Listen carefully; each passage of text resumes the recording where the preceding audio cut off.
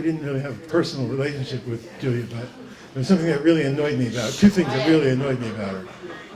One was her facility, her fluidity with words, the way the images just poured out of her, like she was a gusher, she was an oil well, always flushed. I was always really envious of that. And she annoyed me when I'd buy a book from her, and the next day she'd shove that same book in my face. And I said to her one day, I said, Julia, I'll buy this book, but don't try and sell this same book again to me. Don't come back to the other new book. And she looked at me and she said, I can't do that. My brain doesn't work that way. And I got it. And in that moment, I really did get it, that she couldn't really, part of her learning disability, she couldn't really recognize that I just bought the book the day before. I never bothered her about it, never bothered me again. So it's just the quirks of Julia. I picked out this poem. I heard her read this poem 4 times. The book came out in 2013, I think. So it must have been back in 2012.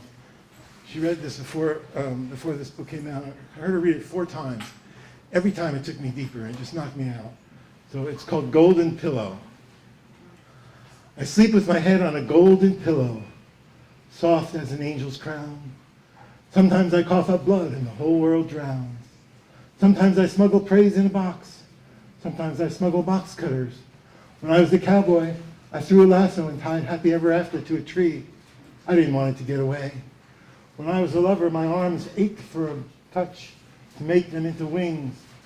I sleep with my head on a golden pillow, soft as an angel's crown.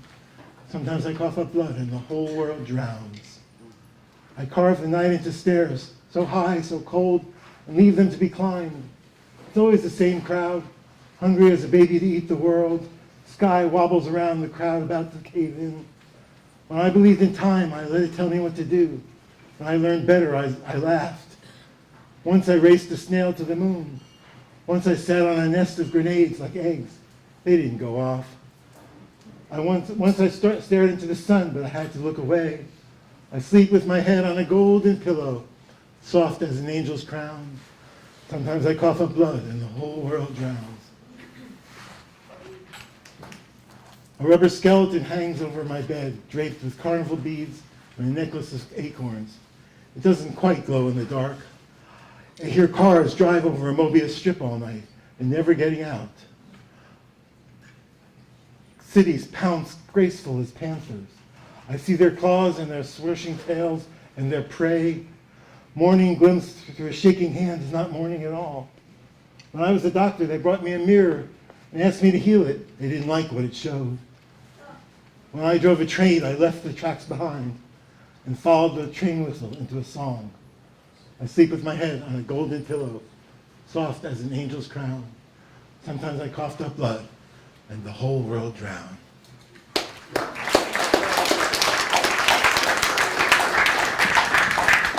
All right, thank you, Gary. Next up is Sharon, and Glenn Ingersoll is on deck.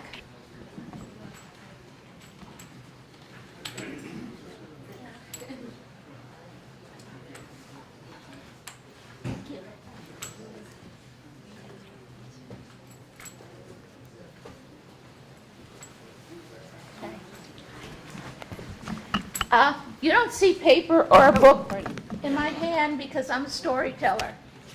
And one of the stories that I have is about Julia. Julia was a person of many talents, as you all know. And one talent she had was attending some pagan rites. And there was a pagan rite for the fall equinox one year at Point Reyes Beach. Now, the woman in charge of Point Reyes Beach ritual had forgotten that Julia was, I don't like the word handicapped, she had mobility issues. And we got about a football field's length or less from the entrance to where she was going to do this forced march down the beach until she found the right spot. And Julia, not ever one to complain, just said, I can't go on. it's just too hard on me. And I knew that Julia had a walking issue. So everybody, I was about 20 people, went off marching down Point Reyes Beach, and Julia sat down on a log, and I sat down next to her. Me too. Because I wasn't going to let her be there alone on that beach. Kitty knows. Yes. So I spent about 2 hours or more with this woman I had seen on Telegraph blowing bubbles. I really thought that was great. I never had the bravery to go around blowing bubbles, being 30 years old and the like. But Julia did. And we talked about metaphysics. We talked about the universe. We talked about everything under the sun. And I realized what a special, kind person Julia was. And to this day, I don't regret those couple of hours I spent sitting on that log on that beach at Point Reyes Seashore. I also want to just mention real quickly in passing, yesterday I was listening to my favorite folk music show on the radio, and the DJ was Meyer was her last name, I forget her first name, and she was doing a retrospect of artists throughout the year that she had known who had passed on. And one of the last persons she mentioned on her show was Julia. She said Berkeley lost one of their great poets, Julia Vinograd. So I just wanted to pass that on, if none of you heard it. Thank you. I'm a storyteller, and I hope you've enjoyed my story.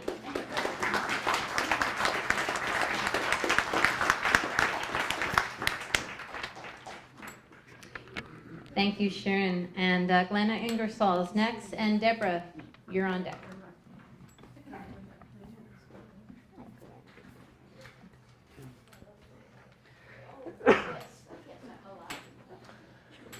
Lovely to see a crowd. Sorry, my throat's not so great, getting over a cold. I moved to Berkeley when I was 25 in 1991, and I know the date that I met Julia Vinograd because I have a diary that describes it, and I'm just going to read it. It was August 16th, 1991. And coming to Berkeley to attend Cal, I looked forward to joining as much as I could the poetry scene. I grew up in Sebastopol and participated in the Russian River Writers Guild there as much as I could. I was introduced to poetry by California Poets in the Schools teachers. Maureen Hurley and Sarah Altair, and I got one of my poems published in the statewide anthology, which was edited by Catherine Harrer that year. So it's nice to see faces from the beginning of my poetry life. I can't quite say career. I don't know if that's relevant to the term, at least not for me. I currently work at the Claremont branch of the Berkeley Public Library, where I run 2 poetry programs, one a monthly read-around circle, second Thursday of the month, and the other is a guest poet who comes, reads, and then sits for an interview. And when I started the series about 3 years ago, I was like, I knew I had to have Julia Vinograd read. And I didn't invite her. So I regret that, but Read the I'm going to now share this little bit of paragraph from one of my first days in Berkeley. I went to the Berkeley Senior Center at 1:15 in the afternoon to hear Julia Vinograd read. She's really quite good. And reads well, too. But it was senior amateur hour at the Poetry Club after she read. I only stayed for a couple of them. I bought her book, Blues for the Berkeley Inn, and I have bought almost every book of hers since then. And I was happy that we have the new one today. Thank you, Julia, and thank you for everyone for being part of the Bay Area poetry community.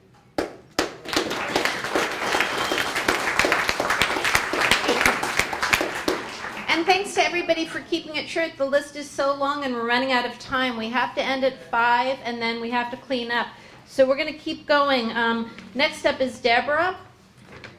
And, you know, because I'm running this part of the open mic, next up is going to be Malcolm Margolin, who signed up late, but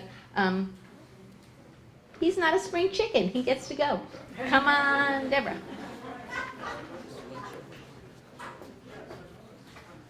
Hi. You know, this morning I was thinking of thinking of Julia, thinking of all the people we knew in common. And you know who I wish I could hear today read a poem about Julia? Is David Lerner. I bet she'd like that too. So this is probably the first of many poems that I'll write about her, but this is the only one that was ready for today. It's called Signing Off. I can't say I understood her really well, nor she me, but I knew what she stood for. This is what life looks like if you give it all to poetry.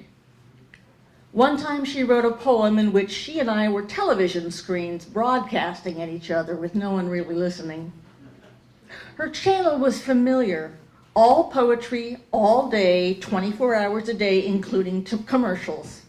She had a niche audience, but they were committed. Her guest stars were gifted wordsmiths, and the interviews were in verse. Not that they rhymed, mind you, but it always made sense, especially